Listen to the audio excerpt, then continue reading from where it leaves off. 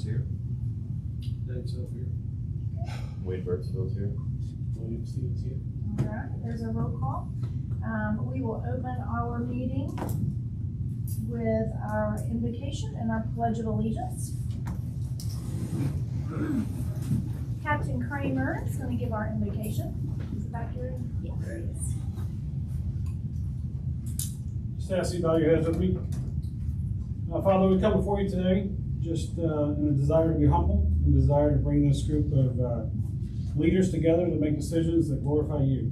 We ask that you bless this meeting to be a token to what you've injected into each and every one of us, and that we make decisions that glorify you and that are all about your kingdom. We pray these things in your name. Amen. Allegiance to the flag of the United States of America, and to the republic for which it stands, one nation, under God, indivisible, with liberty and justice for all. On the Texas flag, I pledge allegiance to thee, Texas, one state, under God, one and indivisible.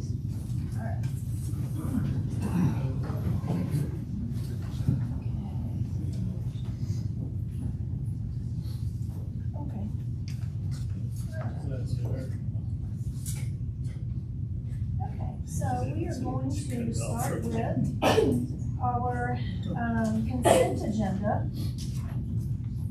And of course, everything you can see is written there, A, B, C, D, E, F, and G. Those are all of our routine council business. So there are some plats in here. They're ministerial in nature, but we do have to bring them to the council. And is there anything that any of you are uncomfortable with it, you feel like you need to pull out to discuss before approving the ministerial plats? There's a lot of planning in here in the consent agenda.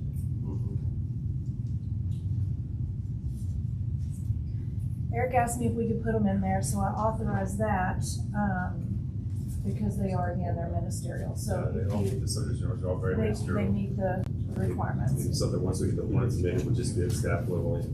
Yeah. Any of them have septic in them? We don't look at septic during plating, but some of them could because they are 1 acres. Well, And Mustang doesn't have sewer and water out to them yet.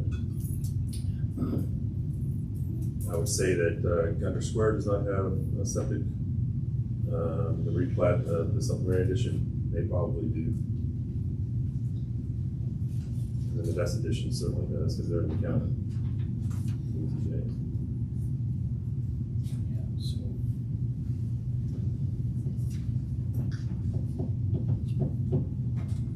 But none of them have any public improvements or anything like that, otherwise we would have been on consent if they have street or sewer and water extensions.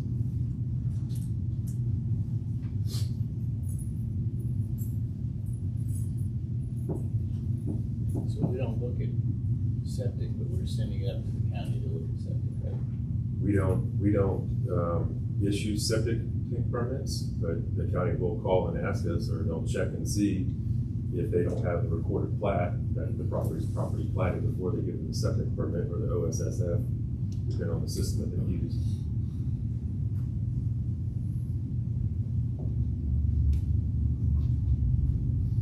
If it's in the city, we definitely know about it, but also eventually, if you're within 200 feet of a sewer line, if it comes through and you're on septic, you're required to then connect, but I don't think we have to worry about that anytime super soon. So all these ones that have septic, are they existing septic or are they?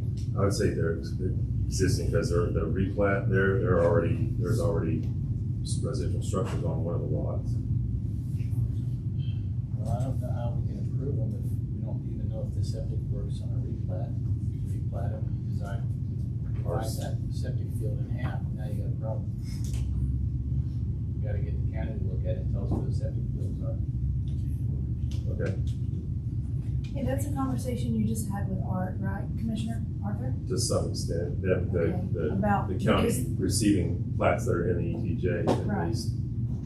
Well, the ones that have septic, that's what matters. I don't, when they submit a plat, the part of the plat application doesn't say if you have septic or not. Yeah. They have to know and understand that if they are subdividing and they get, and we mention it sometimes, but most of the time when these replats, the lots are not going below 1 acre. Right. If they do, then we'll definitely point it out, but it's not something that currently with our subdivision ordinance says that if you have septic and you go below a half, you do realize that you have to now connect to a sewer, or you can't make it smaller. So that's part of why we need to cooperate with the county and send it, because they're the ones that have the OSF records. We don't. And out here in Grayson County, there's 3 basic technologies for septic, so you might use a half, might need a 1, might need bigger than 1, depending on which technologies we put in. So Some developers coming in there in the ETJ right now that are looking at doing subdivisions of half acre and do septic because there's no sewer yet. And we remind them that you are limited on what on-site sanitary sewer facility you can use. And furthermore, someone's probably not going to be able to do a pool or any additional accessory dwelling units or something on their half acre, even though it looks like they have space. They really don't. You have to have that space, as you know, for sewer. well, I'm gonna make a motion, we pull out the plats that have septics pending coordinating with the county to make sure that there's not a septic problem before we approve it. Okay, Eric, can you tell me which ones those are Yes. by letter? Let's see. Let's say G potentially has septic because they're in the ETJ and their existing properties already. Supplementary addition will not, because that's F, right? yeah, that's So that F, one's okay. because that's right down the street here. Gunter Square is not on septic. Doesn't look So like anybody else, the bridges is not on septic. right? Yeah. So it's So- just G? Just Okay, so are you making a motion I'll make a to? motion to move G out. Okay. Okay, Second motion to approve the rest of it. Approve. so we're gonna pull G out. And then, William with the first to approve the rest of the consent agenda, Dave with the second, all in favor? Aye. I can't hear Cindy. Is Cindy voting? She's locked up. I didn't see you guys. She can if hear she's you audio all. and video. Uh-huh. You have to be both to vote. Can you hear us now? You turned her down. No, it was oh yeah. Did you call for a vote? Yes. Yes. Yeah, you missed No. No. Okay, I so, don't know. so what we did was we pulled G out. William asked to pull G out, but the rest of the consent agenda, we had William with a first to approve, Dave with a second. I thought we were voting on whether to pull G out. No, if one person asked for it to be pulled, we can pull it out. So we already did that. Okay. Okay, so yes, Okay, consent agenda, yes. okay, so that's all approved unanimous. We'll move forward to, item number 2. This is Eric's update, Director of Well, Planning. I need more clarification on what I do with G. The plat either has to Pulling out G. be approved or denied within the 30-day period. So I mean, they've met all the other subdivision ones, so I don't know. Yeah, let's go ahead and tackle that right now. So what are we doing with G, William? You said until. This is the picture of the plat right here, so. Let's Yeah, talk just about show that them one the plat. because shot clock. Because they're adding on another dwelling on this? I don't know if they're gonna put a dwelling or not. They can, because it's in the Yeah. ETJ, so it doesn't have any zoning, but they're subdividing it, and they have legally divided one lot into 2 now. One of them has an existing residential structure on it. I'm sorry, I don't know if I don't think I have an aerial of it, but. Yeah, I'm showing it to them right now. And I know that they're building because I just drove past that street. So part of our issue was that, right now that's a gravel road, but it's not a city road. And so in lieu of making them do something exorbitant like doing concrete road, they say that the fire department's gone down there before, but we're making them approve of it. They can have a geotech report that will sustain 50,000 pounds before they get anything. The county should probably do the same, because the county is actually the one that's gonna give a permit for any septic or building permit. Right. So this is what they want to divide it into? That's what they want to divide into. They're adding that lot line. Which lot line are they adding? That darkest middle one there? This Yes, yeah, I think we're. And where's the? Lot existing- 1R, Where's best the existing position. house? Lot 3 and 2. Right here. So do what I'm, I So want there's to point three, out and though, then here's two. this ILA between And city, here's the county, one that- Well, no, I don't know where the septic field Probably is. it's obviously gonna be right there. Their septic could be, well, it'll be right back here, if anything, going down. so William, my They have a septic question, system. Yeah, we don't know where the septic field is. So Right. They're already building How long right do we there. have to approve this? that's what I was about to say, our ILA that has us coordinating this way is 20 years old, Yeah. right? Which you probably need to go in and write it, or rewrite it so that we renew it, refresh it, because since then, now we have a shot clock. Yeah. So, I mean, we have to deal with this So because how long do we have left on our time? is this gonna, We need your approval to deny it tonight. tonight? And, you know, because we've gone back and forth and different city attorneys opine differently on what the shot clock means. But as long Right. as they're going back and forth and we have review comments, Yeah. then we believe the shot clock still is open. Once they've addressed everything from a subdivision ordinance standpoint, then their 30 days is rolling. And so, Well, so there's 30 days, and then when you respond, they take as long as they want, and then you have 15 days to respond to their response. if that's your opinion. Other attorneys have told me differently. I'm just saying that they've met everything in our The other subdivision one's ordinance. wrong. They might be. I knew that was coming. But I'm not gonna opine anything because I'm not an attorney. But if they do meet all the subdivision ordinances Yeah. established by the city of Gunter, who has the authority to do the subdivision regulations in the ETJ, per the 22-year-old. Well, with the caveat that we've got to coordinate with the county. Well, caveat that you submit things that you believe Yeah. are intuitive to the county, which I guess a septic would be, Yes, if they have good records of where the septic is. well, they got more records than we do. So I mean, when it comes down to it, then the county should just do all the ETJs in, because we don't have any, I can't go and look as part of my review We don't, right. that they have the You don't have OSSF in access to place or where it's located. Are they trying to separate it for other members of their? I don't ask those questions, like, I mean. Because I mean, they're already building right there anyways, they have already put up a structure and all that.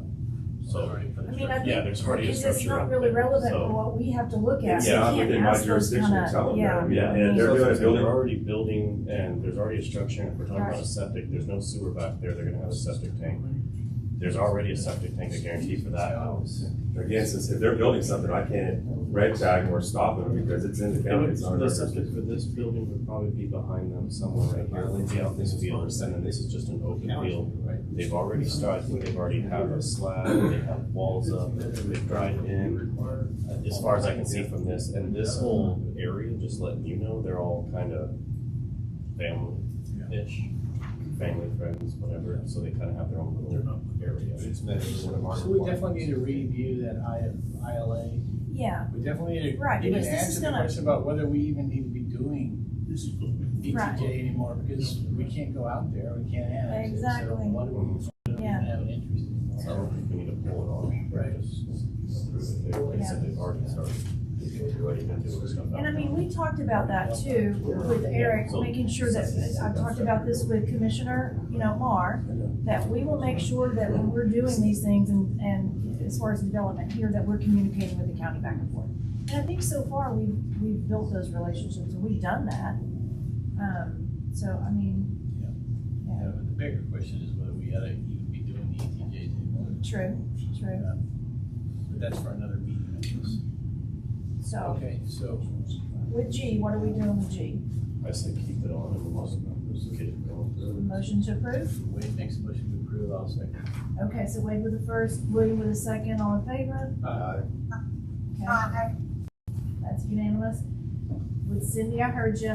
I have a question real quick. Ms. Moritz, which, agenda item did you want to speak on? It's regarding the annexation. annexations. She wants to talk about Taylor Ranch and the annexation, the petition we put. Number 6. Okay, I just wanted to make sure I didn't skip you. Yes, sorry. Okay. Okay, so now I will turn this over to you, Eric, Director of Planning and Development, for your update. Okay, so my update is stated on there is the drainage in the woods. We've been looking at that. The mayor, Adam, and I had a meeting with our consulting engineer with Cobb Finley, with Jenny Krasek and Candace, who is their hydrology engineer at Cobb Finley. I can't remember, was it like couple years ago, there was some design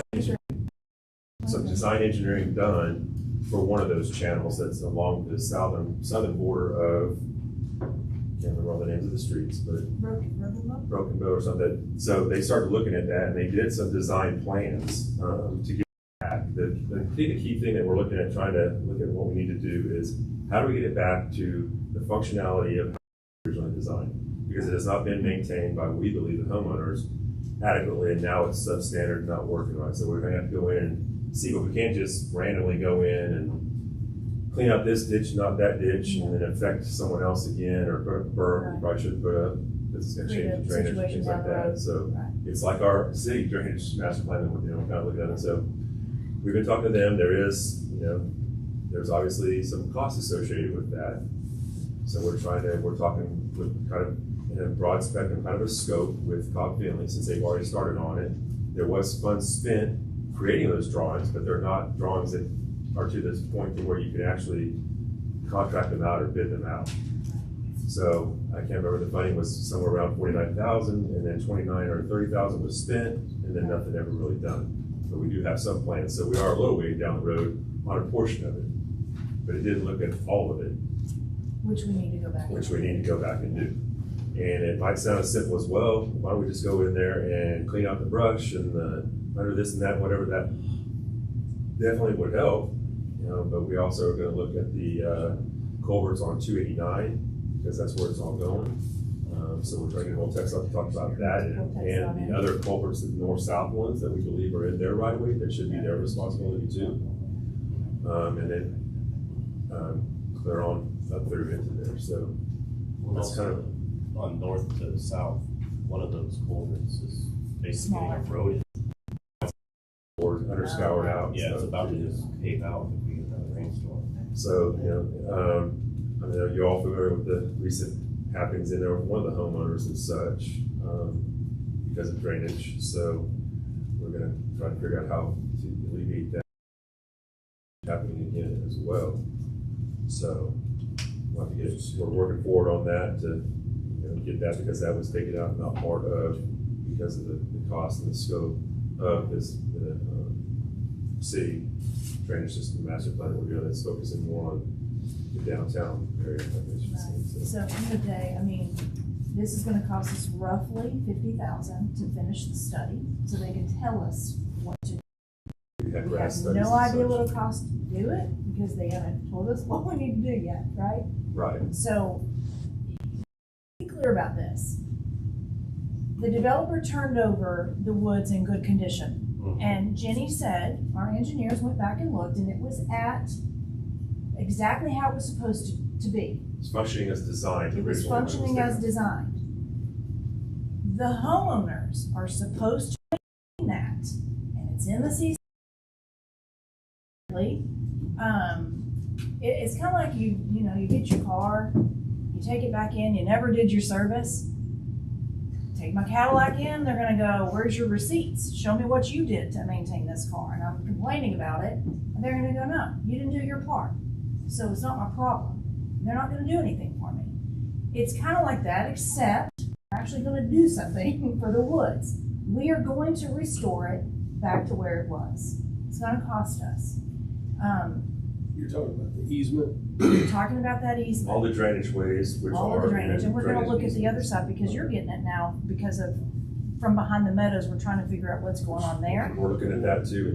And that's coming on your end, but it's gonna cover the scope of it, because originally the scope wasn't So the included. creek, if we're talking about the creek, to my property and how Yeah. That's not Billy's an property. easement. No. That's not an easement, but the Yeah. creek itself is, now that's the one good thing with the meadows coming is it blew everything out of that creek. Mhm. The only problem is yes, you've got those 6-foot wide circumference trees that have been falling down over the years. There's Yeah. an old 29 Right. car somewhere out there, just halfway buried, which is cool. But yeah, but now what it is, like I told Eric and Adam, it's on just a normal torrential rain, it's so much Yeah. more because of the meadows. I've got pictures of the creek just coming down, and then boom, here's Niagara Falls coming out from the meadows. So that's what's increasing the water flow through the creek. If we're talking that. There's typically in riparian corridors and drainage, natural drainage channels, there's going to be natural erosion. You can go in park systems and see that.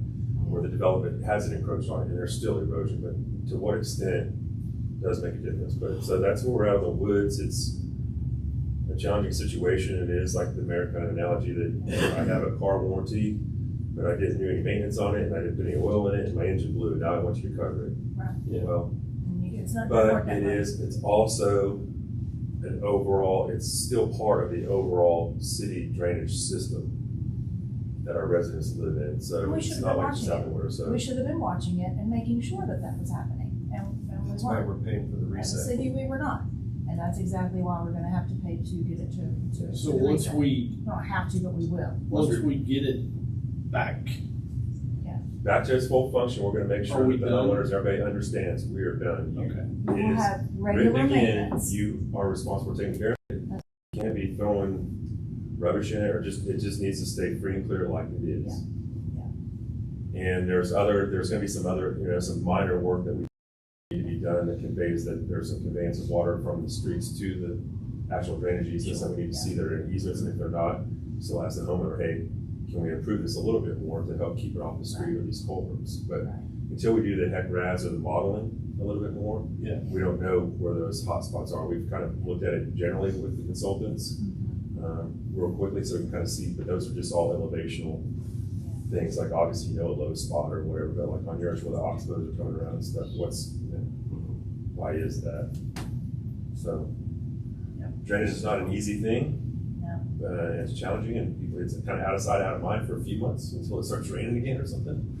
But so, and then in the same vein, the drainage study in the downtown area primarily, T. Noel Perkins made a presentation to the MDD tonight about their scope that we worked with them on, and the areas that will do that. Same scenario, a lot of it hasn't been maintained appropriately either by the city or by the property owners. That's kind of irrelevant, it's flooding, so we're gonna have to figure out how to fix it. Really, it's important to do it from an economic development standpoint, because people are more reluctant to buy property if they know they're gonna have to do an on-site detention, because the downstream facilities that should be having capacity don't, because the culverts are damaged or whatever. In our larger developments, obviously like the bridges and Platinum Ranch, they're large enough and new enough that the new drainage criteria and all the drainage systems and stuff are different, and they will be more maintained, but we still will have to pay attention to them. I mean, we've got drainage easements and facilities going on the golf course that are just natural native areas that people want to keep natural and native, but they still have to be maintained to do the functionality for the flow. Otherwise, we're going to end up with issues with railroad developments. And that's part of the reason when they took out some of the trees that everybody, like, no, don't take these.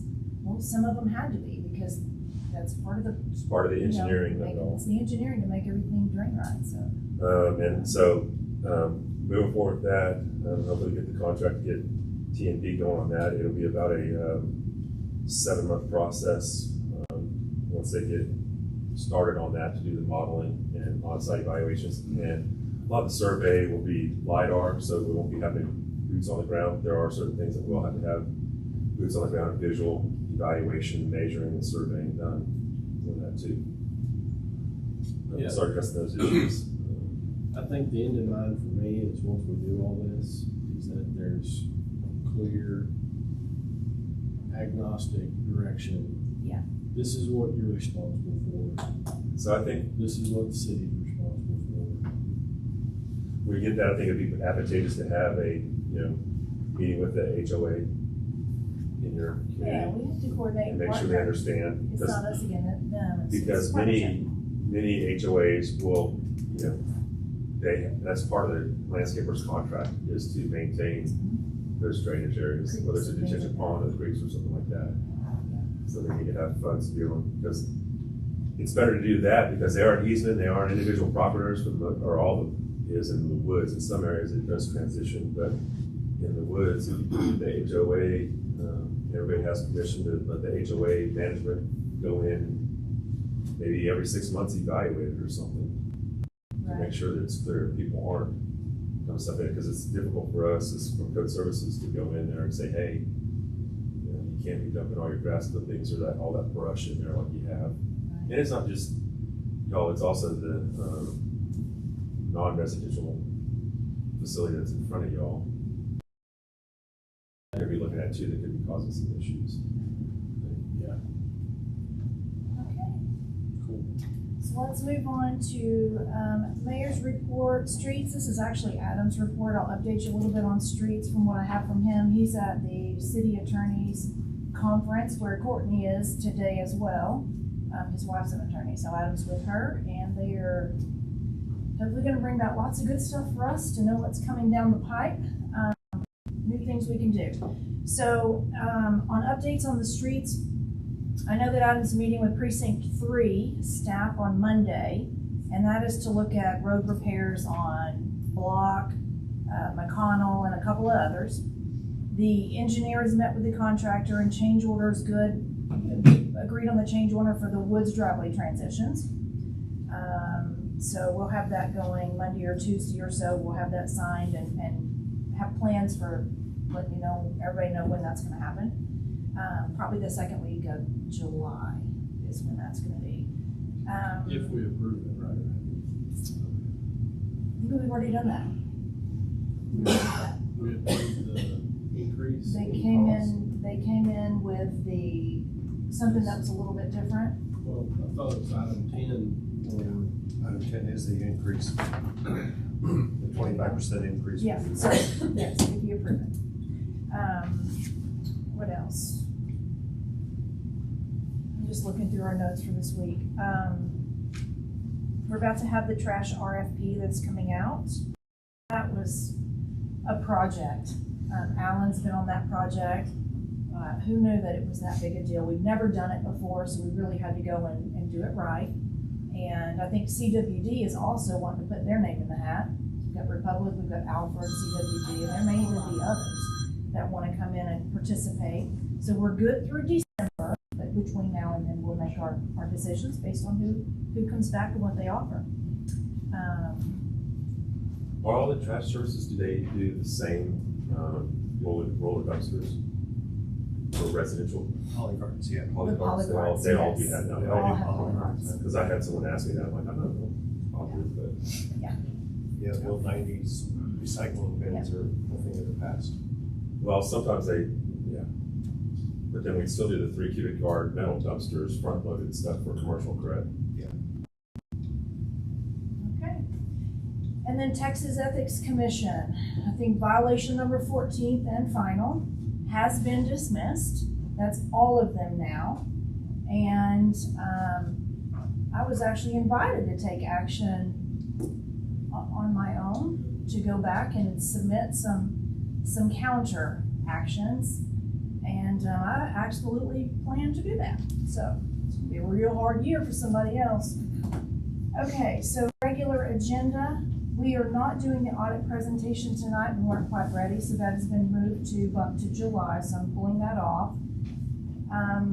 Agenda item number 5, general discussion with Mr. Russell from Frontier Communications regarding fiber. Thank you very much, Mayor, Thank and you. members of the council, city staff, and ladies and gentlemen. I'm pleased to be here tonight to just talk a little bit about an investment that Frontier is building a high-speed fiber optic broadband network here. We met with some of the city staff back in March to make them aware of our plans, and then I was asked to come back and share some details with you and the public tonight about the advanced services the new network will provide, about how we plan to communicate with the public about what we're doing, our coordination with city staff, our methods of construction, and our restoration efforts. First, I'd like to talk about, and I know you're driving the bus, so I'll just say next slide whenever we're ready to go, okay? First, I want to talk about the fiber optic technology. I don't know how familiar everybody is with that, but we're building this network by extending fiber optic cables from our switching center in town directly to customers' homes and businesses. The fiber itself is made from ultra pure glass and is as thin as a human hair. And then we use high intensity lasers to direct communications over the different wavelength colors in the light. It will not replace our existing copper network that's been in town for a long time. We're not allowed to do that by the FCC at this point in time. But so people can stay on copper if they prefer, but this new network will provide amazingly fast broadband speeds with the potential to provide even faster services in the future. That's what we mean when we say it's future-proof. It's going to provide residents with broadband speeds of up to 7 gigabits per second, which is remarkably fast, and our network is symmetrical. That means you get the same speeds for downloads and for uploads. When people eventually need even faster speeds, all we have to do is upgrade the equipment in our local switching center, and we already know we can provide speeds up to 10 gigabits per second. And in our labs, we've tested speeds as fast as 100 gigabits per second, which is insanely fast. This means that the new network will more than meet people's needs today, but also for the future. Fiber is also easier to maintain than copper. It's not subject to electrical interference if there are power issues. It's also not subject to any weather interference. With copper networks, if the insulation on the copper is nicked and moisture hits the cable, it causes static and it can eventually lead to disruption of the service. So, if you could back up one. Okay. There we go. Here are some of the customer impacts of this new network. The fiber to the home connects to a device which we provide as part of the service that the customer uses to connect their devices to the network, a wired Ethernet connection, or more commonly, their in-home Wi-Fi network that's created by the device. This can be for computer data or streaming services for entertainment. There's two other important points I need to make here. Some companies, a customer has to share the bandwidth they get with other people in their neighborhood, not with our network. If you sign up for 500 megabits or a gigabit, we call that a home run. You have a direct fiber connection from our switching center to your house, so that's the speed that you get. You don't share bandwidth with anybody. And with some companies, you get one speed for downloads and another much slower speed for uploads. But I think the last couple of years, it's with work at home through COVID and things like that, we've seen how important it is for people to be able to upload videos from home with Zoom calls and things. So with a symmetrical network, we have the same speeds for both operations. Next slide. Now, how do we get this done? This slide shows the processes we will go through to build the network. As I said earlier, my construction leaders and I, we've already met with city staff to discuss our detailed plans, local permitting, and the location of city utilities, and any ordinances that might affect our project. Our construction will follow the path of the pre-existing, that's good because the area will go faster, it's much less disruptive. We do all that in the public rights of way, and it goes pretty quick. It's more complex, obviously, when we do the buried part of it, but we only do that with directional boring. We don't cut city streets, we don't do any open trenching. And I'll talk a little bit more in detail about that in a minute. But you've got a website there where residents can get a lot more detailed information about our construction process you see there. As we build, we also plan to distribute door hangers to residents in the affected areas, and here's what those look like. Next slide. They have information about what we're doing with an email address and a number to call if people have any questions or issues, and an indication of how long we're going to be working in their neighborhood. We have these available in both English and Spanish as needed. They also have a QR code there people can scan with their smartphone that will take them to a website with a lot more information about our construction. None of this is marketing material, it's not sales information, it's all just general information for the public about what's going to be happening. We know people will call the city staff and they will call you guys, but we're trying to do what we can to keep that to a minimum to provide other outlets to people to be able to call and get information about what's going on. In addition to the door hangers, we also post signs at the main entry point where we're working, and that's what the signs look like. They're like little yard sale signs. They're nice and colorful to attract attention and big enough for people to read easily as they drive by. But we take those down. They don't stay up overnight. We take those down every day. When we're moving to another street location, we'll put those up for the day so people can drive by and understand what these people are doing in their neighborhood. Another thing we have our contractors do is we record pictures, and normally it's video, of each street before we begin any type of buried construction, so we know what it looked like before our work. We make sure that we restore it the way it was before we started. Now, this slide shows you pictures of the directional boring we do for the buried facilities. The orange tubing there at the picture on the right is conduit. We pull that conduit through the boreholes, and then we pull the fiber optic cable. It is pulled through the conduit to protect it. Like I said, no open trenching and no cutting of city streets, and we backfill any holes that are created by the boring once the work is completed. On the picture on the left, you can see some orange safety fencing. That's around one of the boreholes that we had for the directional boring work, but we don't leave those open without any fencing around it. We don't want any pets or children or anybody else to stumble and fall in one for safety reasons. So we're going to make sure that this work is performed safely and up to code. Next slide. In areas where we have construction, this is a buried terminal that we call a handhold. It can serve between 4 to 8 customers, so not everybody is going to have one in the right-of-way at the front of their property. I actually have one identical to this in the right-of-way in the front of my property, and you notice it at first, but then you just mow right over it, and if you can ride over it with your lawnmower if you have one of those, which is what I do, but we don't need people to park vehicles on them. They're not rated to support a vehicle on the fiberglass top that's there. I don't want to break your flow. Yeah, sure, go ahead. I was asked by someone, a lot of our areas have bar ditches next to the streets. So how do those go if the bar ditch and it needs to stay in the right of way, which is where the bar ditch is?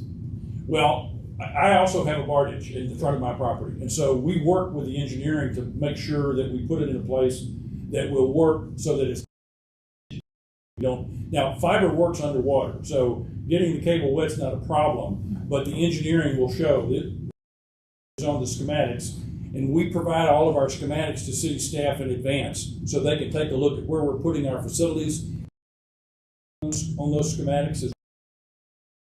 I'll show you a picture of here in a second, but that will avoid that problem. You guys will help us make sure that that's not a problem.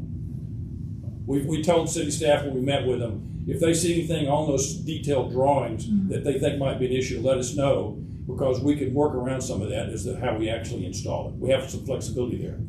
The only thing that most residents are going to notice above ground is what we call the fiber total. And they'll be indicated again on the schematics that we provide to the city staff so they can let us know. Normally these are placed where we already have a box called a BD box, a better distribution box. Usually those are kind of faded green. We try to locate these near where those are because they're usually in a place that's out of the sight line for traffic, and it's not going to be in a close to a historic area or anything that would be sensitive. But again, staff notices that there's a problem, let us know so we can make adjustments in how we install this. Next slide. Now for aerial construction, the fiber cable is just overlashed onto our existing copper networks. Everybody's seen that all around town. We don't plan to install new poles unless we find one that's no longer safe. If we do that, if it's one of our poles, we'll replace it. If it's a joint use pole, we'll make sure that they understand that this pole needs to be considered for a replacement. But it just overlashed at the copper. The copper is much heavier and thicker cable. The fiber optic cable is very light. It doesn't create a load problem on the poles because of the weight. Next slide. To connect the fiber to the home, when people subscribe to the service, we connect a smaller fiber cable. We call it a drop line. And in these two pictures, it's the black cable that's coming up to the ground there in the middle. It could be aerial. If it's aerial construction around the home, it could be aerial. But in this case, it's buried. And this is the situation I have in my home. That's not actually my wall, but it looks almost like the wall outside my garage.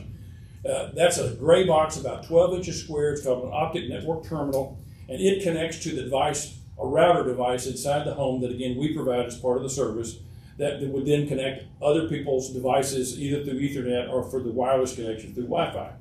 Now, I've been fortunate enough to be able to have this type of service, this technology in my house for over 20 years. I live north of Fort Worth in the Metroplex, and obviously this technology came to the large population centers first. And so I've been able to enjoy this technology for a long time, and I can testify, this is really awesome technology. When we went through COVID, and I had grandkids that needed to try to connect with their classmates because they couldn't go to class, and they were trying to do Zoom calls with their teachers and their other students. They couldn't do this from our sons' homes because they did not live where this network was available. They had to come to my house and set it up where we could do Zoom calls with 30 students and a teacher. My network handled it no problem, and that's what we're bringing now to Gunter. Next slide. We plan to begin construction next month with the goal of wrapping up construction by the end of September. We're planning our initial build out, again, to the copper footprint. Will cover about 400 homes initially. Now, I know there's a lot of development that's going on. Our copper network was built to accommodate the city limits of Gunter maybe 40 or 50 years ago. Things have changed quite a bit, and we know with what's going on in Sherman, with the chip plant up there by TI, a lot of the expansion that's coming. So we asked the city staff to make us aware of other developments where we might be able to developers to see if we can our network into new developed areas. We've already provided some general information to city staff that they can feel free to use on city websites or any social media outlets. Again, just to let people know what's going on. None of it is marketing materials. Once we get the network in place, October, we will send in door-to-door teams. Actually, we got to get permits from the city, but they'll go door to door to make people aware that the service is available, and that'll be the sales and marketing effort. All that we're doing now is just the general information piece of it. You've got my email there, the city staff. We've already exchanged contact information for all my construction leaders and our contractor leaders so that everybody knows how to contact everybody as we go through this process, seamless and as easy as possible as we move forward. Would you have any questions for me tonight? I do, Mr. Russell. So I know that when you're accessing the easements, you're going in, you're doing all these things, some homes may have irrigation, and I'm gonna get the call, they broke my irrigation, or what do I do with this?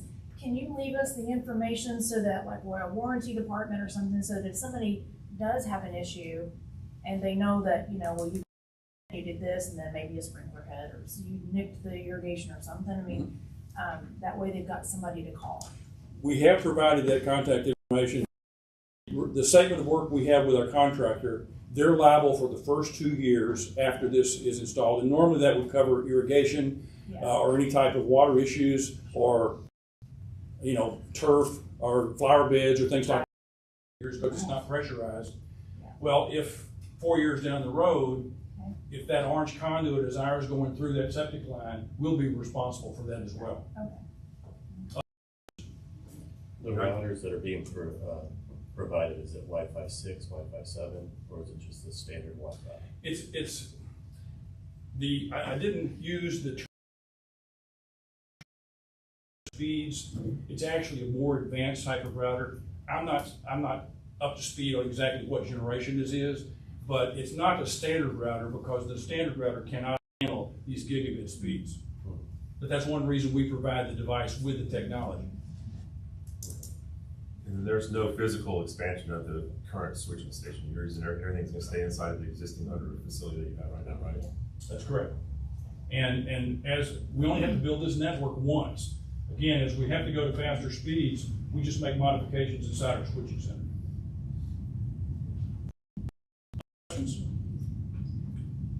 So would this be like in the woods?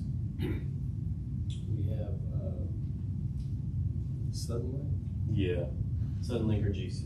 and they got the boxes already. I mean, that's where they're tapping into. They have the little, the coaxial, the stand-up stations. Yeah. So this would be in addition to the stand-up stations, because those are in the easement already, so I would assume that's where these little boxes will go. Easements are right away. Yeah. It just won't be a little electrical tower, it'll just be in the Flat ground. covers flat. Yeah, like a water main. communication box. And then you guys are running the cables from those to the homes if they choose to go with Frontier? The handhold that I showed you, I think so. the buried box, Yeah. yes. Obviously, all of that's in the right of way. We would work with the homeowner if it's going across private property to determine, you know, where to do that and work with them on that.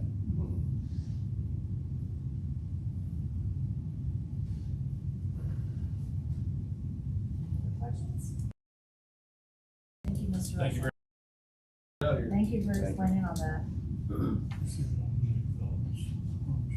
Okay, so we'll move on to number 6, discuss, consider, and act upon an ordinance accepting the voluntary petition for the expansion of our ETJ to the city of Gunter and amending the zoning map submitted by Taylor Ranch. I do have Ms. Moritz to speak. If you'd like to come up to the podium and just state your name and address for the record, and start your 3 minutes. Yes, my name is Tina Moritz, and I live at 945 Westman Road, Gunter, Texas. And unfortunately, I really haven't kept up with the expansion. I know I talked to Deidre. I brought her my suggestion. I was hoping that we could move the main entrance that looks like it's directly across from our home into the subdivision. And she said, well, you know, they've been working on it for 3 years, and I know I've seen the movers and all that, but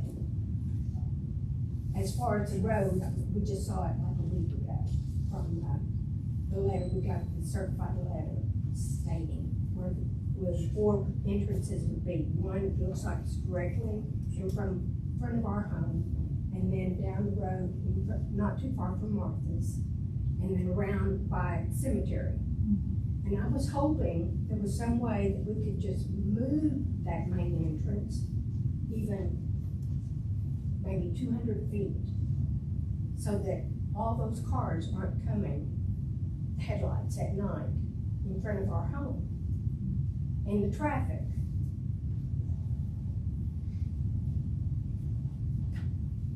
Thank you, Ms. Lawrence. Is that everything? Well, it's not a Q&A. Yes. Of course, your request, so, Okay. Yeah. yes, if you're, I know these plans have been in for a couple of years, but I wasn't really aware, and we don't have internet, we don't have a computer. I don't go and look at the city of Gunter. Unfortunately, we're not in the city. I've lived out there since 1980. If you want to be. you want to come on in? Get you some, get you Well, some we'll be computers right and across some the fiber if street. you do. We'll be right We're gonna be right across the street. Yeah, so might as well join the Yeah. club and put me out. I know, several years ago, I went to Walmart, and somebody said, do you want to get, internet access? I said, I don't think I can get it where I live. He goes, oh, yes, you can. And I told him where I lived, he said, oh. It's on the way. Yeah. So let's talk a little bit about Taylor Ranch. Thank you for your comments. Because this is a development agreement that was approved a couple years ago, almost 3, right? Almost 2.5. Almost 3, okay, 2.5. And we just discovered that in order to annex, because we're at that stage of the development agreement, that part of it's not even in, we've got to bring it in Right, first so to the ETJ before we can annex. we have 2 things that came around. We were originally in the developer agreement in 2023. One of the mechanisms was that, one of the 3 mechanisms of the petition included the developer agreement, but it wouldn't occur until there was an issuance of bid bonds, adoption of the assessment ordinance, or the 2nd anniversary of the effective date, which was just last month. So as we're going through, talking to the developer and going, hey, we need to annex you in, the staff is also updating our zoning map to go to ArcGIS based off of Siri. I'm looking at this thing, I'm like, okay, the developer agreement says that the 496 acres of land located entirely in the ETJ of the city. And I'm looking at our maps, I'm going, okay, my map isn't always right, so I'll go to county map. Right. Look at other place, I'm like, it's not in the ETJ, how can you annex it? It has to be the steps. I'm not a super meticulous person, but certain things really drive me crazy if the processes aren't done right, and this one clearly wasn't. So in order to annex it, we have to first get it into the ETJ.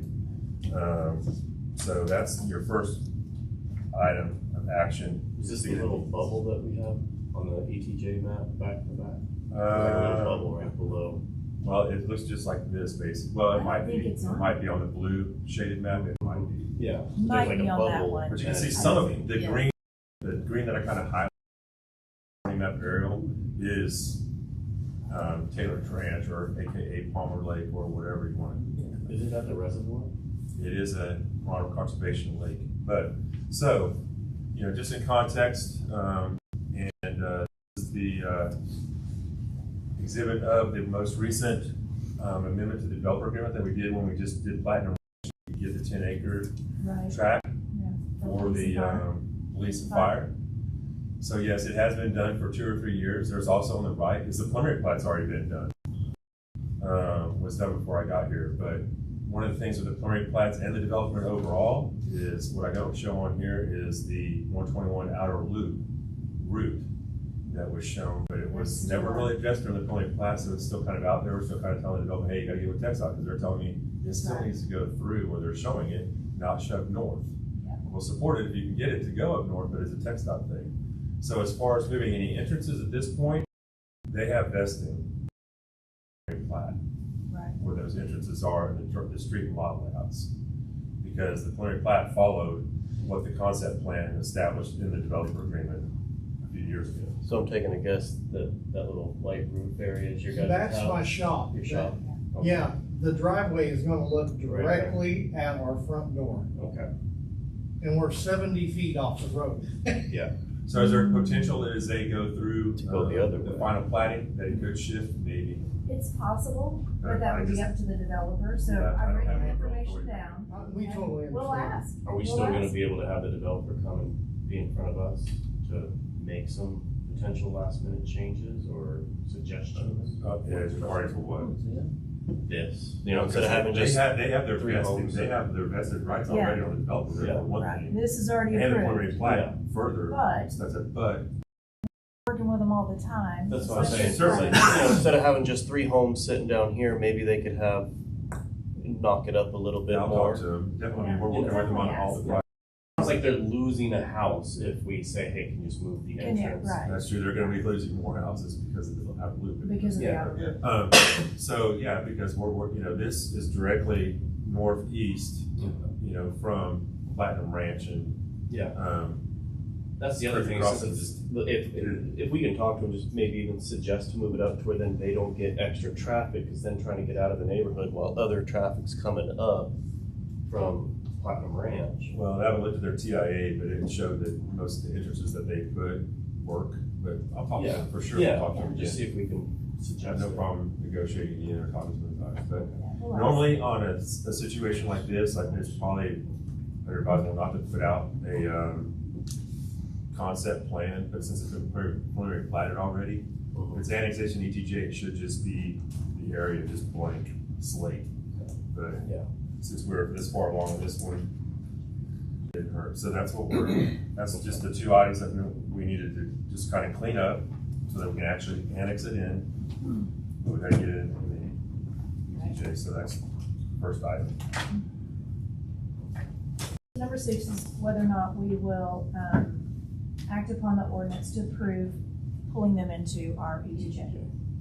I like to, Or extended ETJ to that. Extending the ETJ so that they're included. I like to make a motion that we act upon the ordinance accepting the voluntary petition for expansion of the ETJ to the city of Gunter and amending zoning map submitted by Taylor Ranch. Got a first with Dave? Second with Alan, all in favor? Cindy, that's unanimous. Okay, so now we'll open up the public hearing, for the proposed annexation for Taylor Ranch. I'm not gonna read all of that, it's written. So there's a lot of description, so this is just that same parcel of land that you're looking at, or what you had up here before. Again, it already has a DA, and we're just bringing it into the city, annexing it in for the DA. Make a motion to approve. Public hearing, opening up at 7:03, so sorry, I was focused on reading that. Do I have anybody that wants to speak to this? Okay. Yes. Would you like? Yeah. Is this the one that you want? Okay, I'm so sorry, Marion. Oh, I'm so sorry, I'm glad you hopped up. I was talking to Wade earlier about this Okay. specific thing, Yes, and I have 2 concerns. okay. There's nothing in the plans about widening Westman or Foy Wallace. Where is that land gonna come from? To me, that really should be in the plans. But just so you know, I'm not for or against it. It's Yeah, not gonna yeah. affect me either way. But the other thing is, I don't see in the plans anywhere for sewer. And I know this is a part of the bigger platinum that's gonna be around my place. And they have no plans for sewer there either. So That's Eric, 4,000 plus Actually, homes. they do have plans for sewer water for because all of it. Mustang is already, I think Mustang addressed that specifically. With Platinum Ranch, which we aren't gonna get into, it's not on the agenda, but to focus on this one, Yeah. they're not to the point to where they have to provide us full-blown or civil engineering plans and stuff yet. They do have some preliminary engineering that they've done, especially because of the preliminary plat. But on an annexation and a being connecting to the ETJ is not gonna be that's not part of the discussion or part of our review at this point. To have sewer and water, if the sewer and water work with Mustang, or whoever the entity is providing it, or the development doesn't happen, then Will the public be notified of what those plans are? you can come to the city hall once we get them in their public record. I can share them with you if you want, but we don't have those yet. But no, it's not something that comes to a public hearing or to city council's attention. It just gets done at staff level at that point. Because the DA is already They're public record. approved. Once we look at them, I normally don't let them out in the first 1 or 2 iterations if we're still going through review comments, because things change through the review comments, but once they're approved, which not even close. Right now, they're just doing, they requested, because they did the point plat, they requested a mass grading permit to start some work on that, but that's to the extent that there's no infrastructure, full-blown infrastructure plans at all yet. Well, my main concern is the roads, because. And the roads? Everybody knows that the cemetery sets on 4 lots. There's no way you can take property away from the cemetery to get. I have to look at it, I didn't look at but the TIA, or if the master thoroughfare plan shows that right-of-way dedication is required, it's reflected on the point plat, which went through before I was here, but there might be right-of-way dedicated, I just don't recall off the top of my head, but if it was required because the thoroughfare master plan shows those roads being widened, then they would have dedicated their portion of it, their platting. Mr. Cole, would you state your name and address real quick for the record, because I didn't have you. I'm at 901 Old Stag School Road. By the way, somebody fix that road or close it. Yeah, please. Thank you. I'm tired of pulling people out. I've pulled out 8 Amazon trucks on that damn road.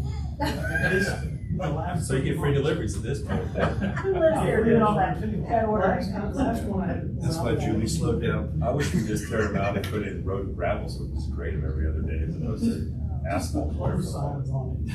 Shut it down. Thank you, Mr. Cole. Okay, so is there anybody else that would like to speak as part of the public hearing? Okay, seeing none, I'm gonna close it at 7:06. On to number 8, which is to discuss, consider, act upon the ordinance accepting the voluntary petition for annexation of Potato Ranch. I move we accept we act upon an ordinance to approve the voluntary petition for annexation for Taylor Ranch. Got Cindy with the first, And amending the zoning map. and amending the zoning map. Cindy with the first, Second. Dave with the second, all in favor? Okay, that is everyone, that motion carries. Number 9, discuss, consider, act upon a final plat of 66.56 acres of property, so that's currently within the city limits of Gunter. And, I guess I'm just gonna read all this out. The Gunter, this one, I can't shorten this one. Technically, when something's written, you don't have to do that, but Courtney likes us to do it, so I'll do it for her. The Gunter J and HT and BRR abstract number G 1437, 6.44 and 5.8. The land located in Houston, Texas, Brazoria, abstract G 0606 in Grayson County, Texas. The property is located on East Main Street, just east of 9th.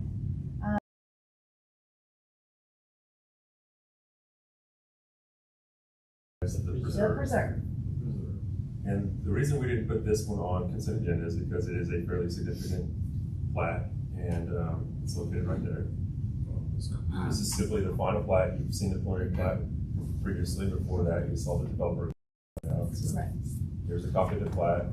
We're working through issues right now with doing some of the floodplain reclamation, and then we're also today we met talking about they need to bring in some soil. So Senecola has some soil that they're going to be stockpiling here for this site, because when we originally looked at some of the plans, there were retaining walls that were significantly taller than Really tall. we prefer. So the engineer and Cleaver and Fraser Capital have been working to get that soil. So we've got that worked out. They're working with textile permits for temporary access, construction access, which will be off of 121. Nothing's going to be going through Oak or the other side residential streets, and then cross through the drainage area, pile it in the middle of the site for now. And So we're working through all the engineering plans, I guess, is in short.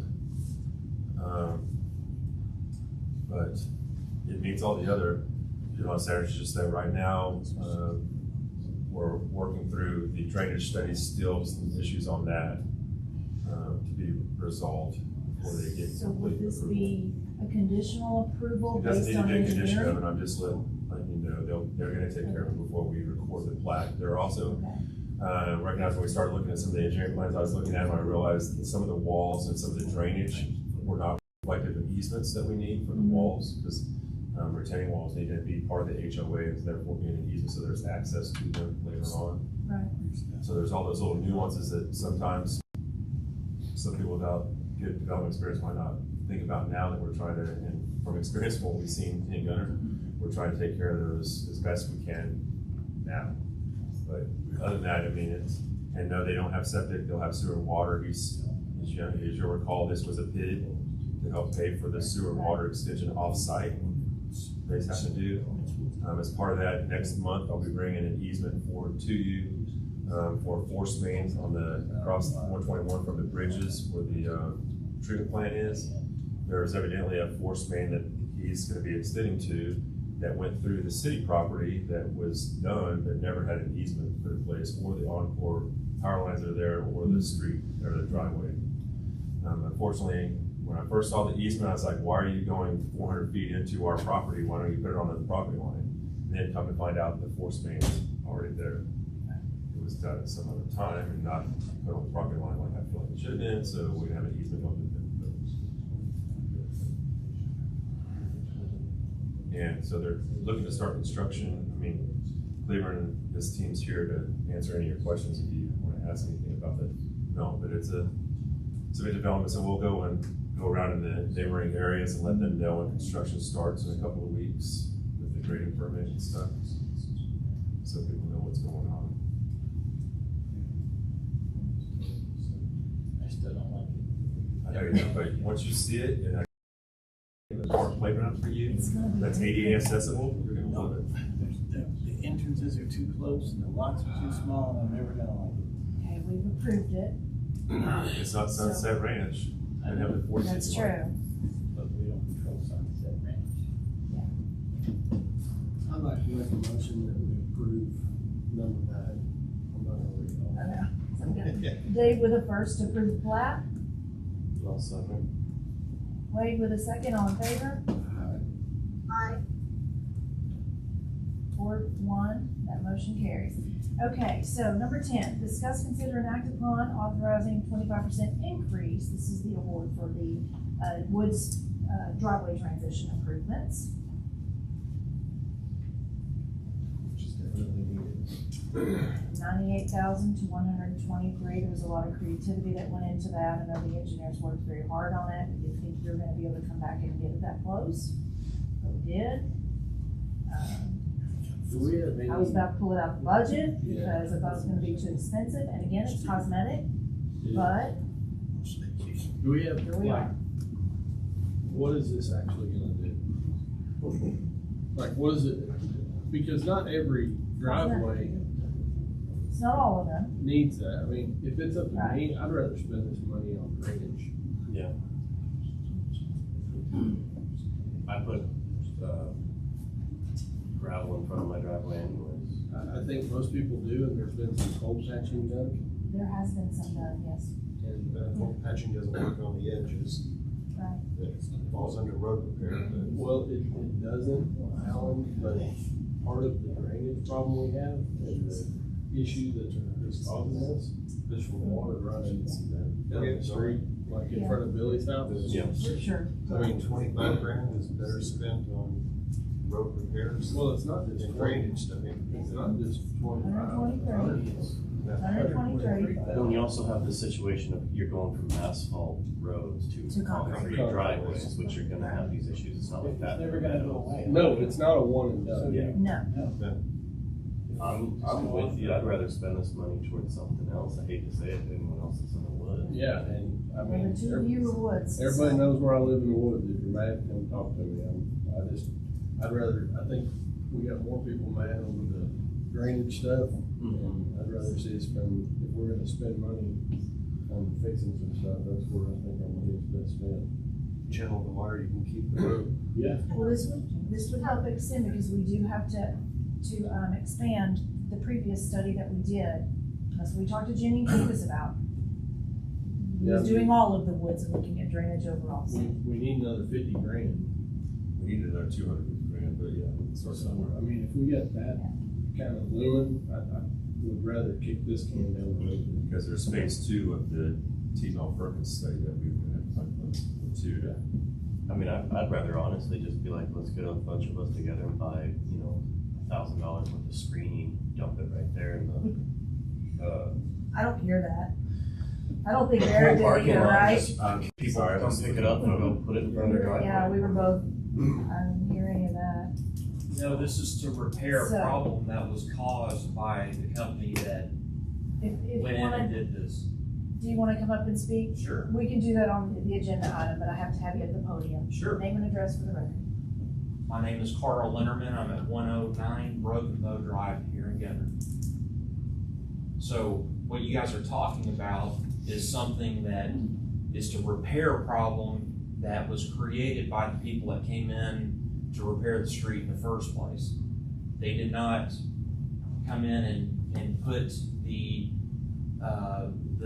conversion, I forgot the technical name of that, but where the street meets the driveway. Transition. I'm sorry, ma'am? Transition. Transition, there you go, thank you. They did not do that correctly in a few different driveways. Mine is one of them. I have a circular driveway, and on my driveway, I've got, on one side, I've got gravel that they put in, and then on the other side, I've got a mess that's not even squared out. It's just like dumped type tar or asphalt. So I'm not the only one. I guess I'm the only one here tonight. I know we got 2 members on the board that live there, but that are on the board here that may or may not have an issue. I know both of you guys. So, but anyway, I just want to at least speak up and say that this is not to do this. This is to repair the issue that was caused. Well, I think it's not to repair the issue that was caused, it's so that everyone's driveway gets that. Your driveway happened to have a half and half situation, someone else's might have, I think, done. Because I think what I understood when we got Adam here, when the old council was here, they went out there, they spray painted all the potholes, and they were supposed to fix the potholes, and they might have, as a favor, I think, looked at some people's driveways, because mine didn't get touched at all. And if I would have known that they would have done it as a favor, I would have gone out there with the red spray can and, done it, and there you go. I did not Which okay you can that do work either. that was done. Yeah, so I don't Didn't think hear it's to repair, it's just so that everyone has an actual transition from the street to their driveway. Yeah, I don't think for a heartbeat that it was caused by the Yeah. work that was done, because, they didn't redo the entire street, they were fixing potholes. Yeah, and they just It- happened to it get was some patchwork. people's driveways. I mean, So- but Billy's problem wasn't caused, they didn't work on anything about Billy's house, so, I mean, there was some pre-existing stuff on the but, like I said, if I got kicked one thing down one can down the road, it's this one, when we've got, and I think To out of expand anybody in drainage. the woods that would agree we got a drainage problem that we really need to address, that's kind of a priority to me. Well, again, I didn't know until tonight that it was a one or the other. I thought we were moving forward. I mean, I've been in complete contact with Adam about this and did not know that this was an issue. Adam doesn't even know yet. I didn't even know until I showed up here. No, Adam doesn't know because we had a conversation. Eric and I met with Jenny and Candace and the engineers when, Tuesday, and got the, here's what we need to do, and it was quite a bit more than what we expected. And I mean, for me, drainage is most important, and there's only so much in the budget and a lot of need, and a lot of things that we have to do that we're working on with the county. Otherwise, we miss out on their budget opportunities that we can't pass up, so we're having to shift things around. And this is purely aesthetic, and it's not gonna be a one and done, we're gonna have to keep doing this every couple of years. I think the thing is the 98,000 Not to say it's over wasn't the forever. best, but We can get okay, some but now we're going callbacks up higher. make it look better, but Well, that's basically what they did. I mean, it's never been formed in any way, cut out. But it wasn't formed to begin with. Well, it never should have been touched. To be very honest with you, I didn't okay the work. They never spray painted anything. They never told me they were going to do anything. I come home one day and it's been done. So, you know, it was a complete surprise, and I've been working on this for how many years, Robin? How long? Yeah. So, for a good period of time. So, I mean, if you're saying that there's two issues here and you're only able to take care of one, which is the drainage issue, yes, I agree with you on that. But again, I mean, this is kind of a slap in the face because up until right now, I thought that we were moving forward, and that's what Adam told me. And you just told me, Karen, that he does not even know He this. did not know that. He'll be I real. didn't know this was gonna turn this direction. It's just something that's a conversation. They have to approve it. They're not Yeah, comfortable I mean, it approving wasn't it. approved, it's not on the agenda, but Yeah. the original thing Knowing, had the wrong price on it, because the engineer didn't do it right. Yeah. We came back. we if had this meetings. had already been done, like it was supposed to do, I before the wouldn't- engineers messed it yeah, I up, wouldn't- this probably would have already been done before we found out that we have all this extra engineering for drainage to be able to take care of the woods as a whole, you know, not just behind a certain area, but the entire scope, which needs to be done. I mean, there's no way around it. We talked to the engineers and they just said it's gotta be done. Likelihood of property damage through Yeah. flooding. So we're gonna have to do it Going from the because, street to the driveway. yeah, so this is new since Tuesday, that, does this mean that it's not gonna come back? Yeah, I wasn't No. sure the first time it came up. Well, let me ask you this, Does it in this dollar amount that you're coming up with, the 95,000 and now it's 25%, so it's 122 something probably. 123. Okay, sorry, I did quick math in my head there. My question on that is, what are they repairing for that amount? Is it what they tampered with at the beginning, or are they wanting to do every single driveway? I mean, so I hate to shut you down, Carl, but it's not a Q&A. There's your 3 minutes of pass, but this project was just the transitions. Now they went back and they did some creative stuff because at first they didn't do it right. When they gave us the pricing, back to the engineers, they said, we can do things a little bit different. It'll still increase it, but not as much as we thought it would be, the way they were doing it before. It's still the same project. They're just doing things differently. So it's still just the transitions. It's the same project done in a different way. Will you allow me to do my own transitions? That's a conversation with, A like, lot of people Give them a right of way permit, they can do it. Yeah. right, And so, provide us a plan so that we, you know, that you are doing the transition correctly and water infiltration and suspension joints and whatever, I haven't looked at it, whatever. right. So I would say, yeah, I mean, submit that as a conversation with Eric to see. Permit wise. I don't let anyone come on my property because they don't know that. So, are we gonna hear from anybody else? Cause I know that other people live in the woods. Mark wants to I'd like speak know as what well. what their driveways look like. Thank you. Thank you, Mr. Lemon. I'd like to make a comment. Mark Merrill, 71 Mile Court. I'm currently in Hidden Lakes, but I was in the woods. When we built our house, we had to make our transition level with the existing road and maintain it. That's all I would say to that. I had to do it in my current house. It had to be grade. I have gravel problems in my driveway because the asphalt, chip seal, whatever in my neighborhood is probably way worse than what it is in the woods. I hate to say that I would rather see, as a person who lives outside the city limits, the money being spent on flood control, because the flood control issues that are going on in the woods are also going on in my neighborhood from drainage, from the meadows that's crossing over the road into the field that goes behind my neighborhood on the south side and runs down through a creek bed and has flooded one of my neighbor's houses 3 or 4 times. And it's, I mean, I live next door to the dam on Malheur Court, we have water regularly running around both sides of the dam, over the road, and it's on a regular basis. If it rains more than 2 or 3 hours at a time, we have that. We don't have a shortage of potholes. So, roads that right. we work on. Water running over roads is what's gonna constantly this problem. And that's a So, lot of the transition trouble we have specific on. well, it's a requirement with the county. Yeah. I mean, if you're building a house, your driveway has to meet the transitional level of the road, and you have to do that yourself. They're not gonna cut the road down for you to pour your foundation or your driveway, and you have to have your own grade. Yeah, oh, there's one house in there right now across from Connie Eubanks that driveway was up That's- here, road was down here. Right, and they so I had lived at wood the corner rubber. of Beavers Bend and Yeah. Whispering Winds. Yeah. So I know, and I had a circular driveway, and I had to do 2 of them, but I know exactly. I'm not the attorney, but she's gonna tell you, stay on Yeah, top. stay on top of it. Yeah, so we're going with And it. the Okay. topic being Yeah. transitions. Transitions. My point would be, when I moved in the neighborhood, I had to do my own, and I was told that I had to maintain that. If I didn't like the way the transition was done, that was on me. Well, maybe that's something we need to look at in the CCNRs. But it's not the CCNRs again, I believe Well- we can allow people through proper permitting to do the transition and work into our right of way. Because the streets are not private. Or if they just happen to drop a bag of Quick Creek and it happened to rain. Again, the mayor and I didn't hear that.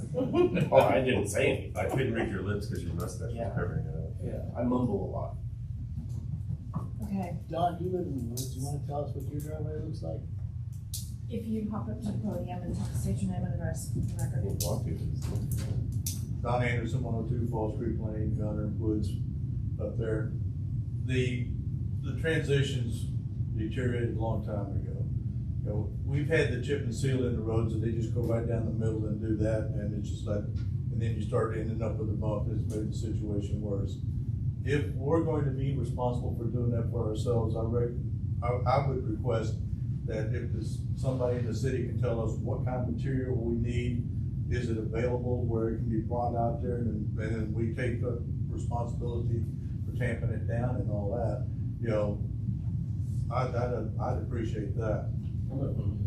Well, we can do that because So, we have the contract. Yeah, I They've wanna given say, us. like, we have the information from the engineers. Yeah. So if this is the direction that we're gonna go, where the homeowner's gonna do this themselves or whatever, then absolutely, we share all that information we've already paid for, the plans. And get you some help as far as like, who needs to do it, which ones, and what exactly to do, because the last thing we need is, you know, someone doing it wrong. It's no different from getting into the creeks and the easements, trying to clean out things, you know, you don't wanna go in and start touching things without plans. I mean, if everybody wanted to do it, the HOA could take over what our role was and they can do it. That's what I was gonna say, what if we just had the HOA just come together and whoever wants it, show up to a meeting and this is what you do, and then we do a big. Because there could be economies of scale for y'all if you had a contractor do several of them like we were going to. Because there's gonna be people that are very passionate about it, and there's gonna be people that They don't wanna don't go. care. Well, So, Plus, you got a hard surface transitioning to a soft surface with no intermediate. So whether the city pays for this or not this time, the homeowners are going to be doing it. Have to. It's It's not not a a question one and about, done. yeah, there's not a question about whether the homeowners are gonna do it. They're gonna do it someday, even if the city does it this time, because this is the only time the city's gonna do it. It's good, it's gotta be, the HOA needs to take over doing this.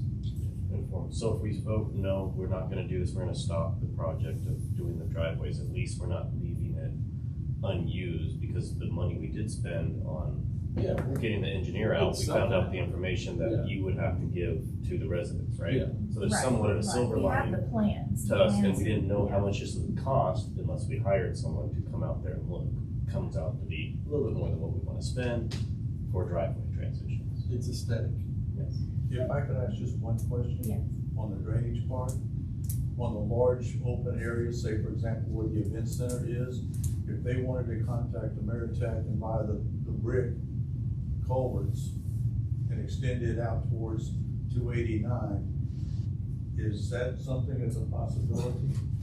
I don't think so until the drainage study's done, you Yeah. know, because we're looking at all of it over, Granted, you're looking at things get cleaned up, yeah. but in a long-term thing on it, that way it would, A, you know, it would prevent that stuff from growing in there again and blocking. Yeah, so now we are off topic. Yeah. We're way off of transitions, okay. but that's a conversation for another day and possibly with Eric.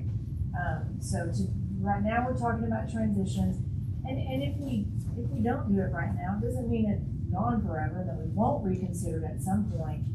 But, I mean, I agree, based on everything that we've gotta do for drainage, knowing that we're short on both projects, and that's a priority, and the street projects that we've gotta figure out how to do as well. We've got street When projects. something's cosmetic, maybe it's just, I mean, Yeah, but it's been this one of those isn't, where- this shouldn't even be on a priority list. I mean, It's not a priority to Okay. you, David, because Okay. your driveway is fine. I'm gonna call. Okay, call- this is call to something order. that everyone Mr. else is Lindeman, having an issue with. Comments are closed. Let me ask you this. Comments What are if- closed. Mr. Lindeman, please, comments are closed. I'm so sorry, but comments are closed. So, for council, do you guys have any other discussion? I motion to say no. Okay, It needs an affirmative motion, so To withdraw if anyone wants to make a motion, they can. If don't, they don't. It's in guys, and move on. okay, so I don't have a motion to move forward with anything. Other than if you wanna, on this particular subject, give staff direction to provide, if requested, the documentation and materials, Engineering. engineering stuff that we have on file. Paperwork. So the HOA. Or table it. Okay. No, So, table it. I- We, Ask for a motion.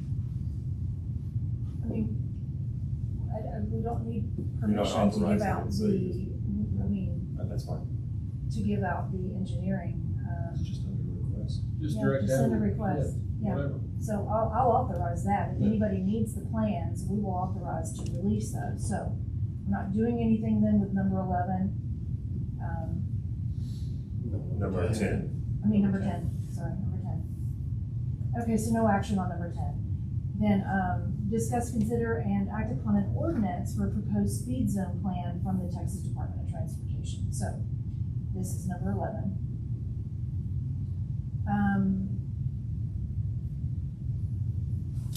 All the information. Eric, from do you Texas- want to, Well- it's all in here. Yeah, it's all in there. I mean, we got this from TxDOT. I believe the school district probably initiated it because it's for the new school out there. But they gave us, Courtney took the example ordinance that TxDOT provided us and did one for us. It was in your, because as you all know, school speed limits or speed limits and stop signs and everything have to be passed by ordinance. Right. I know it's kind of hard to probably read the coordinates or where they were saying it was, or if you tied together each one of these cut sheets, but we just need to pass the ordinance, and then we'll let TxDOT know that the ordinance passed, provide it to them, and then they'll go out and install the school zone signals. We're or reducing it signage. to 35 during And the speed same time, limits. so it has to do with the school speed limits. We have to do that by ordinance. All right, I make a motion to approve, ordinance for the proposed speed zone plan from TxDOT. We've got David the first, Cindy second. Cindy with a second, all in favor? Yep. Thank you. It was a confusing It is, and we have to revisit too, because some of our, by design, it wasn't codified. I mean, we talked about it. Was it you and I, Deidre, that talked about that with Courtney? We've got to go ahead and, we've got to have that changed, because I don't know why you pass an ordinance and then by design say specifically not to codify it. It doesn't make sense. So we'll clean that up. Number 12, discuss, consider, and act upon reappointing the following boards for fiscal year 2025, 2027. These are all the current positions, and this is to continue to have everybody on the board. As they are. We do have some replacements to make, but these are places that are up for expiration, right? Yes, we've got to redo these. All right, I make a motion to act upon reappointing all these folks. Okay, David the first, I second William with the second, all in favor? All right, that's unanimous, everybody stays. Number 13, discussion regarding code enforcement. So, Were you prepared to do that tonight, I Eric? can, We yeah. talked about it quite a bit with Courtney too. She's not. And I meant to provide you the update sheet, like I said I would, but I didn't. Do you want to do this one on the next meeting, or do you want to go ahead? Well, depends on how depth we want to get. Yeah. I'll just go real quick, and we can talk about it more if some questions come up or whatnot. It's So, kind of explaining like the process and stuff, what people don't understand. you know, on many things, anything, you know, all the code violations that we're doing, we're getting a lot of compliance actually right up front, working with people. We do get a little bit more of an extension before it actually goes to a violation. If they come and talk to us and say, hey, we need to do this and whatnot.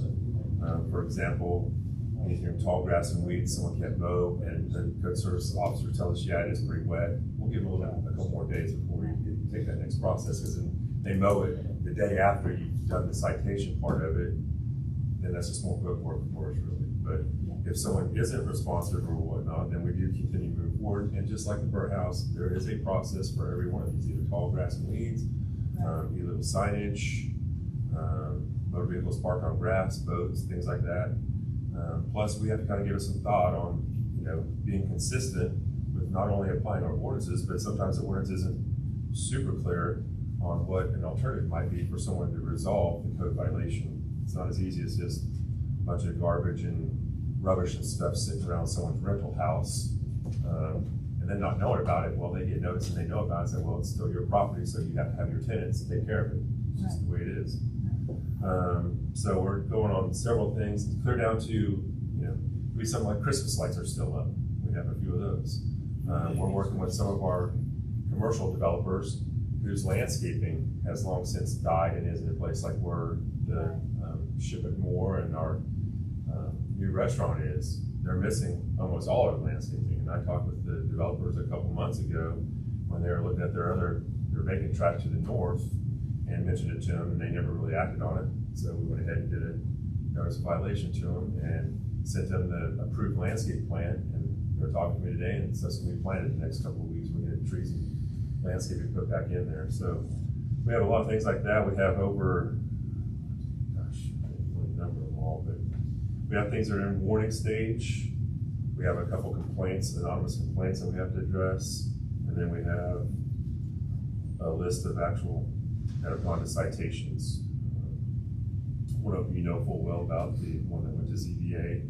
It's in the courts already for that one.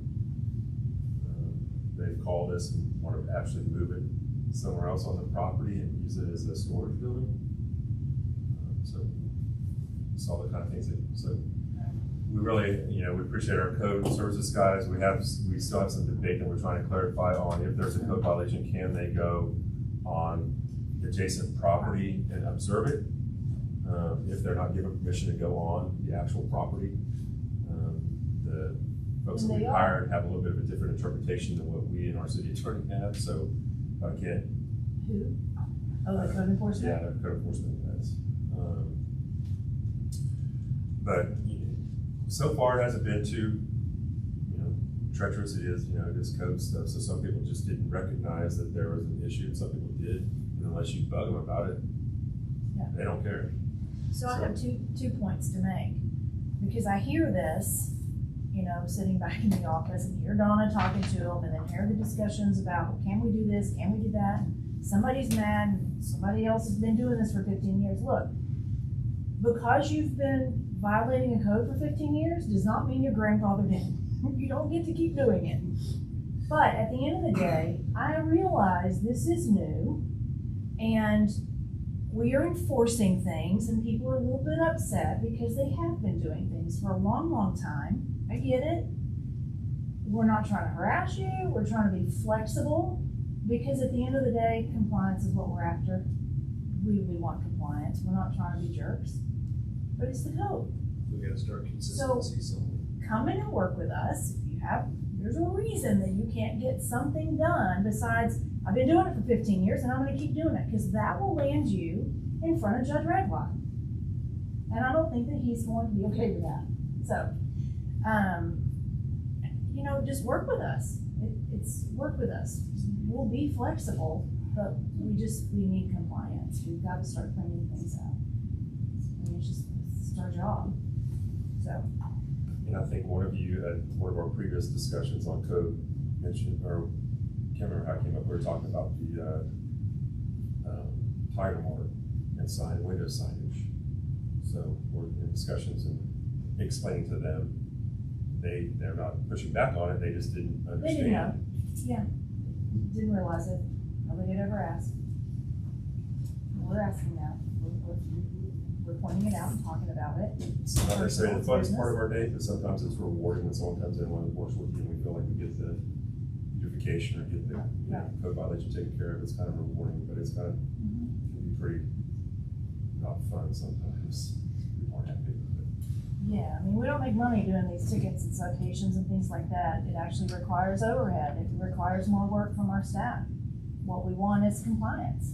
Like I told someone the other day, it's not just the city of Gunter and a growing community. There's everybody, every community where this SALT has a code services department that tries to address things so it's more fair to everybody.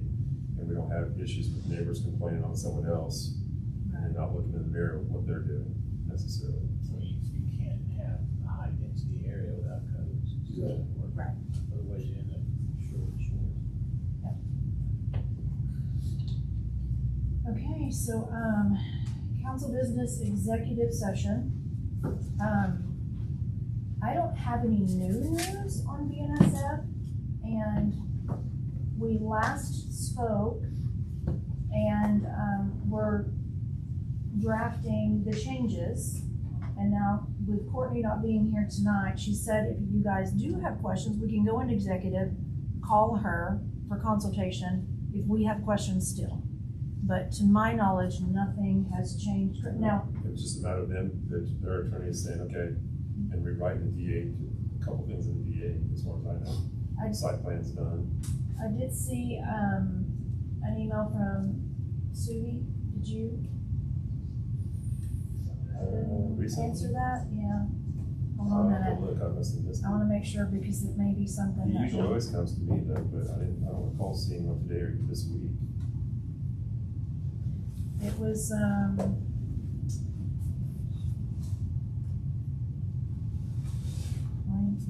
don't wanna walk away if it's something, okay.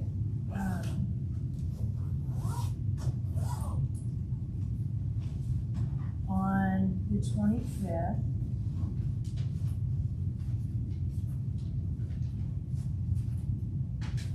Make sure.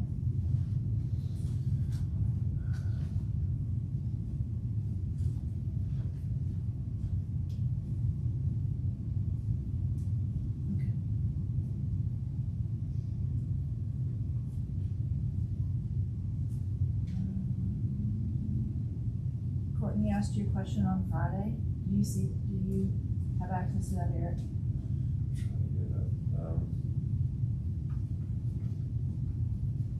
It's about the setbacks. Oh, the site plan setback? Was that, Yeah. everything was worked out on that? Yeah, I think so, because Okay. that was just the typical building setback, as though it was standard zoning, is where that Okay. was, that I recall it being. All right, that's the only question that I saw that came through that might have, needed to be addressed with Courtney. Yeah, that's nothing council needs. Where to are weigh in we on. with getting it to the point where we can not sue the case? As soon as we finish this amendment, then it goes to plating. Well, we'll get the DA next month. Right. Probably, and hopefully get the preliminary plat soon after that. And then zoning. Plat, And then zoning. And then non-suiting. Actually, zoning, then the plat. Zoning, yeah. Right. And then the non-suit comes after that. So we don't have a settlement agreement with them? Now, we have the first one, but we went back to amend it, and that's what we're waiting on, is just the language in it. We couldn't get it done by the last meeting, and then now Courtney was away for this one, so we've got it coming back for final on the 3rd, July 3rd. So in addition to the settlement agreement, they also want all of the plating. We're getting too far into this. That's per the original agreement, was they could do plating and zoning. Do we need to go to executive to talk about it? We haven't shared anything that's not Well, I can't be know, shared, but- so. We'll have it done But- by February. We'll go to executive if you guys have questions about it, but Have we done it in the month that ends in Y? That's right. Nothing's changed since the last one. It's just a matter of getting it, the language, in a written form where we can approve it. I got no questions.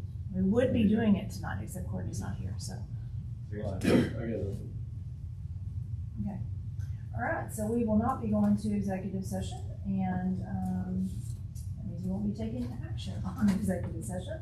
So we will adjourn at 7:44.